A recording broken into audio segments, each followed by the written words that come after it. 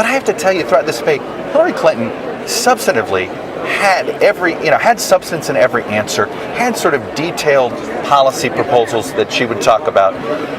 He would answer every question. 10% of the answer would sound good in the moment. I think it's going to not go over well with the fact checkers, and it's not going to play well the next day, because he would almost say a pretty good line and then repeat it over and over again, and he didn't seem to have a lot of substance. So I think it might look good and feel good in the moment, and it may not survive for him over a few days. And Savannah, one of the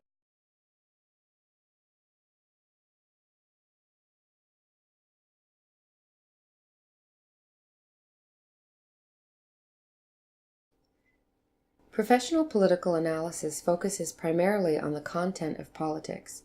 The written and spoken statements of politicians are analyzed according to how likely they are realistic. In other words, how likely they are true or can become true. Yet, what has always mattered to politics, what has made a certain political action effective or not effective, has been performance. Therefore, political analysis focuses on the form of politics, too, political rhetoric. If you analyze political rhetoric, you try to understand the strategies and methods used in order to attain a political goal. For example, you might act as if you answer a question, but you switch to a different topic which you then label as of greater importance for the matter at stake. Donald Trump was asked by one of the moderators of the second presidential debate whether he agreed that he had sexually assaulted women and had bragged about it. Donald Trump apologized for his behavior, but redefined it as locker room talk, something that is done. After exactly 15 seconds, he switched to the topic of ISIS, although he had 1 minute and 45 seconds left to answer the question. There is also the strategy of surmounting your opponent by proving that what he said is factually wrong. According to debate specialists, this is one of the strongest moves you can make. It was the central strategy of Clinton's campaign. What you learn in debate clubs is often compliant with an understanding of politics as a fundamental rationalist game. Within this view, politics is a game played with professional reservation, with analytical clarity, with precise simplicity, with real facts, with male power.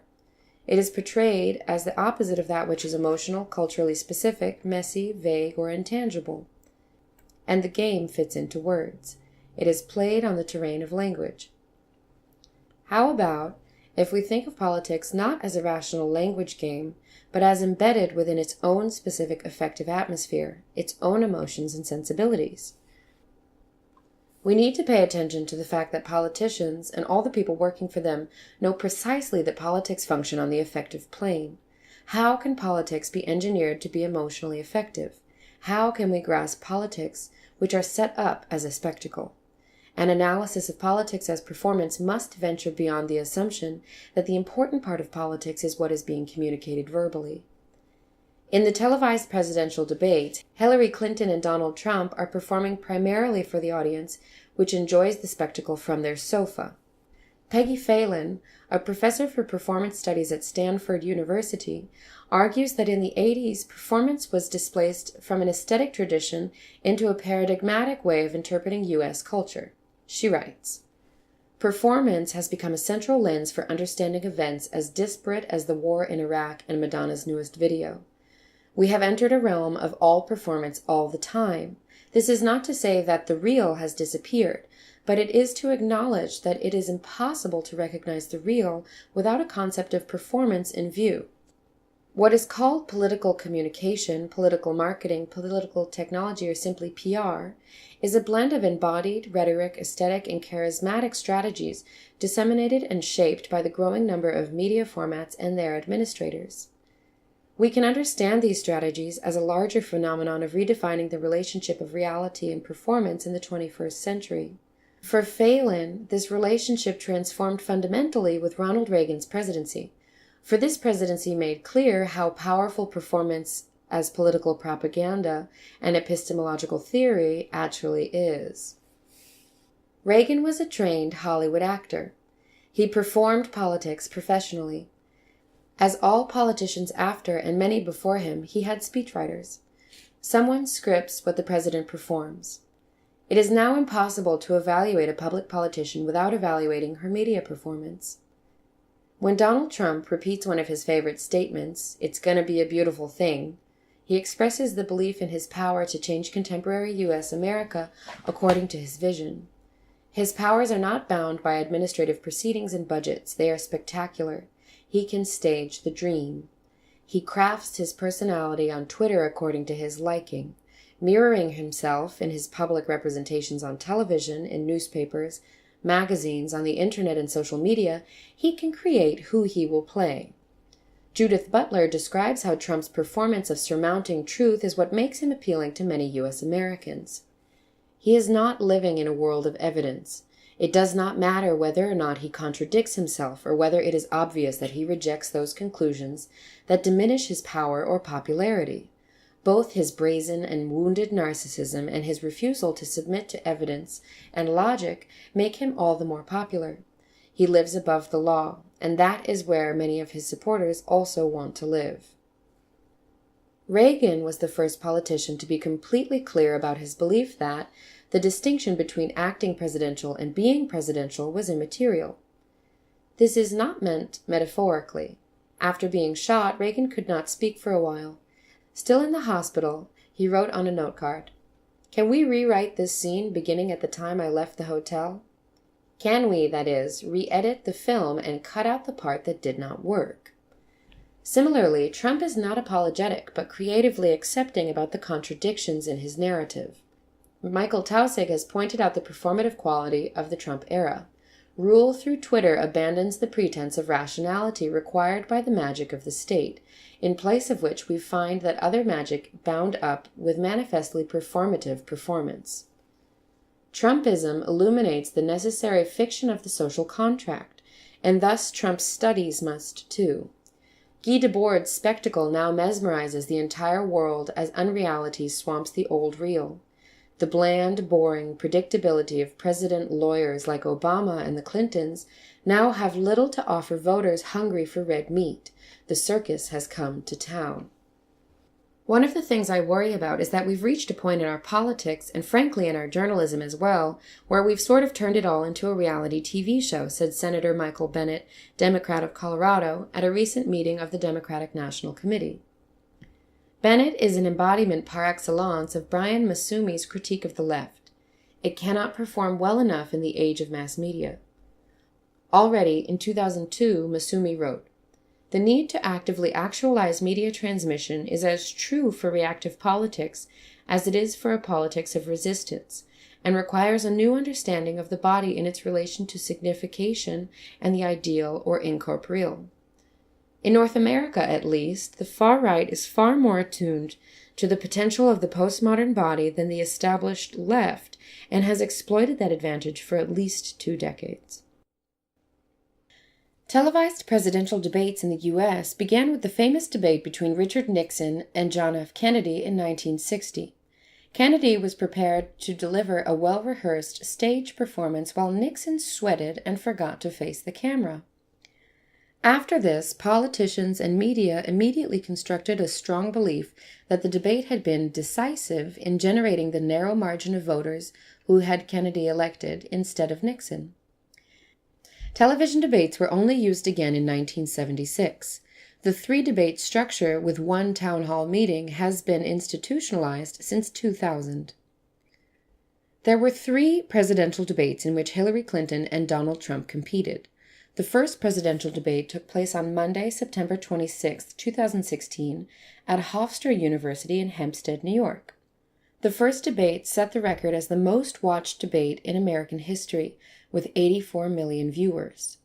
The second presidential debate took place on Sunday, October 9, 2016, at Washington University in St. Louis, Missouri.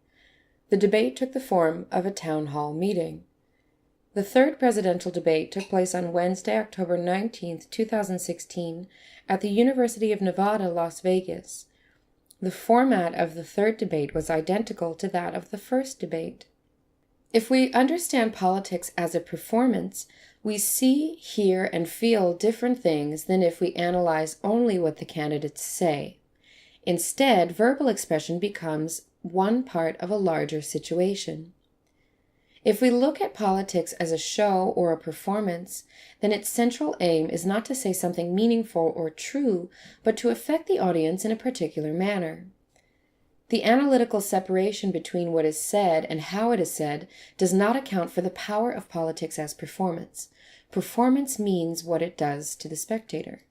Professional performance artists know that something does not have to be true or right in the sense of conforming to a pre-existing objective reality in order to be successful as a performance.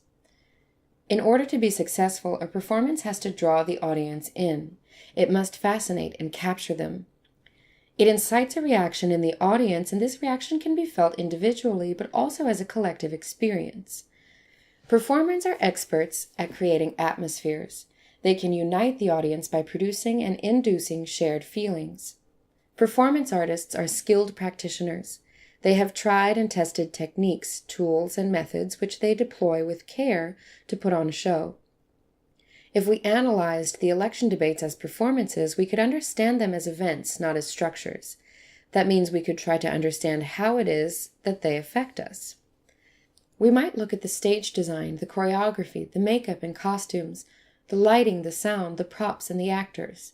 We could analyze the plot and its execution, and finally, we could focus on the actor's performance, their gaze, their comportment, their facial expression, their gestures, their postures, and their overall body movement. In Russia, performance has been taken beyond the debate stage. It organizes state politics.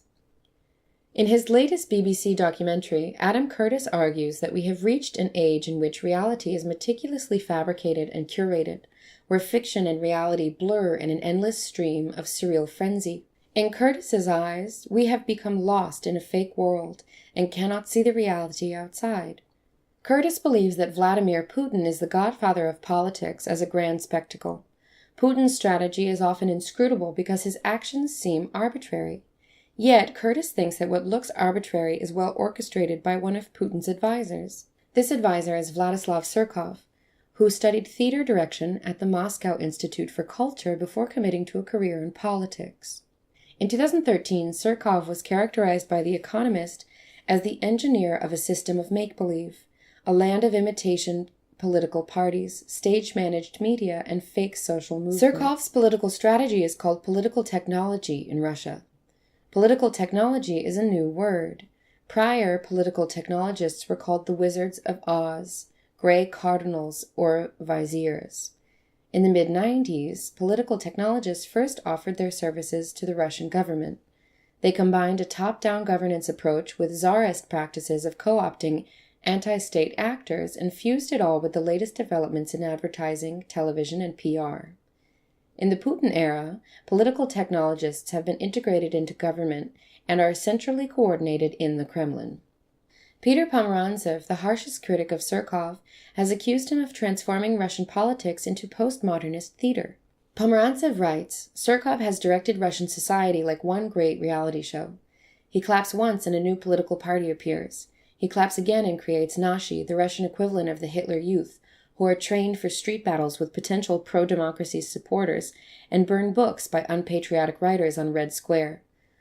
Russia's TV presenters, instructed by Surkov, pluck a theme, oligarchs, America, the Middle East, and speak for 20 minutes, hinting, nudging, winking, insinuating, though rarely ever saying anything directly, repeating words like them and the enemy endlessly until they are imprinted on the mind.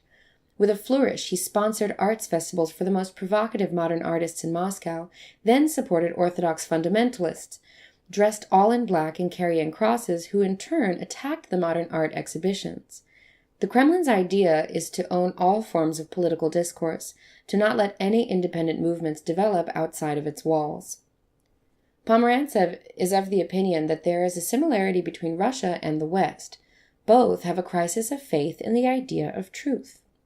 At least two strategies from Russian political technology seem to be executed in the U.S. right now. 1. Simple words and slogans are repeated again and again in seemingly irrelevant contexts until they seem to mean everything good. 2. The president is analyzed as to whether he is an effective manager, a term from Western corporate language. He is analyzed according to his performance. Pomerantsev reminds us of the famous quote from one of George W. Bush's aides. It goes, We're an empire now, and when we act, we create our own reality. And while you're studying that reality, judiciously as you will, we'll act again, creating other new realities, which you can study too, and that's how things will sort out. We're history's actors, and you, all of you, will be left to just study what we do. Media scholars argue that the unprecedented emergence and expansion of mass media in the U.S. is responsible for America's pioneering role in development of methods and tools for political communication. Contemporary political communication is shaped by the logics and possibilities of the media in which it thrives. In this sense, media does not just shape communication, it shapes overall politics. Today, media exposure of the personal life of high-level politicians, such as on Twitter or Facebook, is understood as appropriate, even needed for establishing trust in the voter, and not viewed as unprofessional. Private and public life of a high-level politician blend in a never-ending performance on TV, social media, and the internet. Kinesthetic politics denotes how the body moves in a political situation. It signifies physical movements, expressing, representing, and communicating. Both presidential candidates share a set of recurring hand movements. Both candidates almost exclusively move their hands and their heads. They hardly ever move their upper bodies. You cannot see more of them than their upper bodies, hands, and heads because they each stand behind a podium. You can see less of Clinton than you can see of Trump because their podiums are the same height and Trump is taller than Clinton.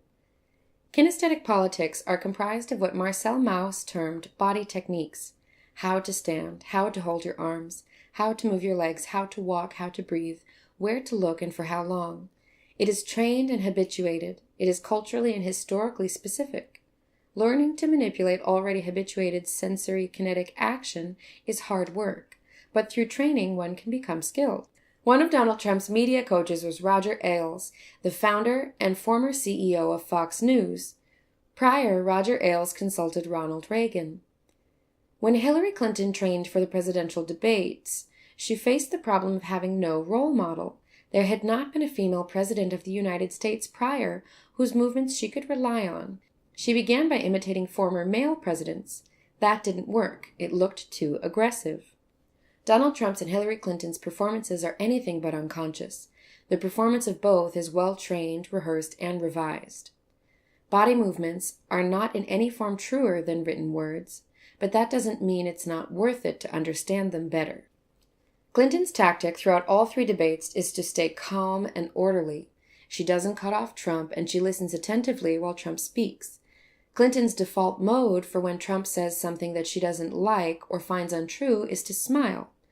The smile is clearly contradictory to her position on Trump's expression, and therefore makes her come across as aloof, somewhat fake. Trump has interrupted Clinton throughout all debates and has run her over many times. He makes gestures and grimaces of neglect or ridicule when she speaks.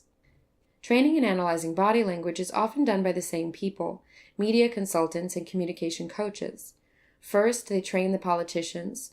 Then they are frequented by journalists to cover as experts on body language of politicians.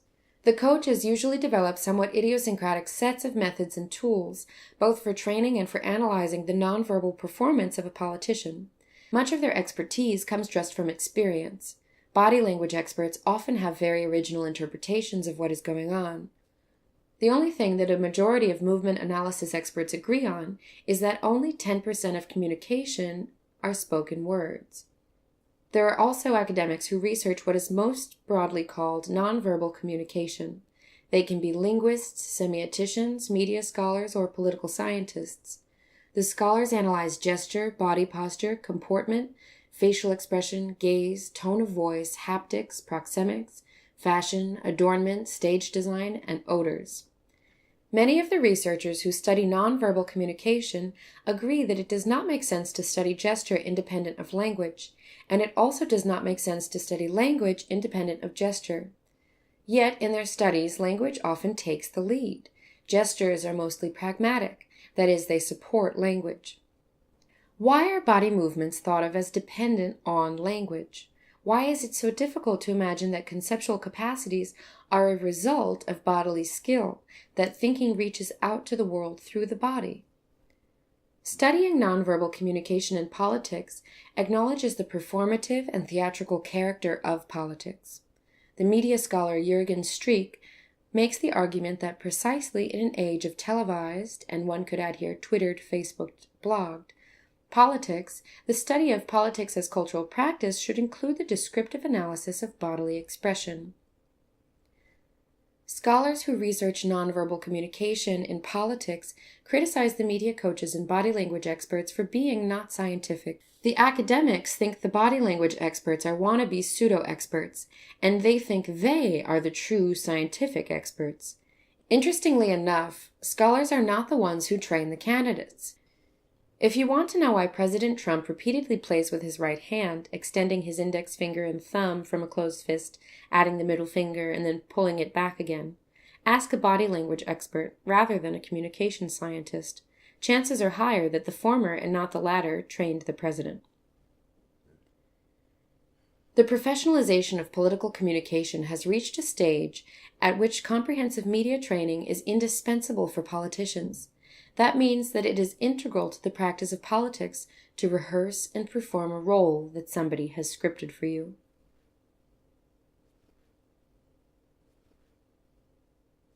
And of course bring you a live look from inside the spin room as well. Interesting to watch this.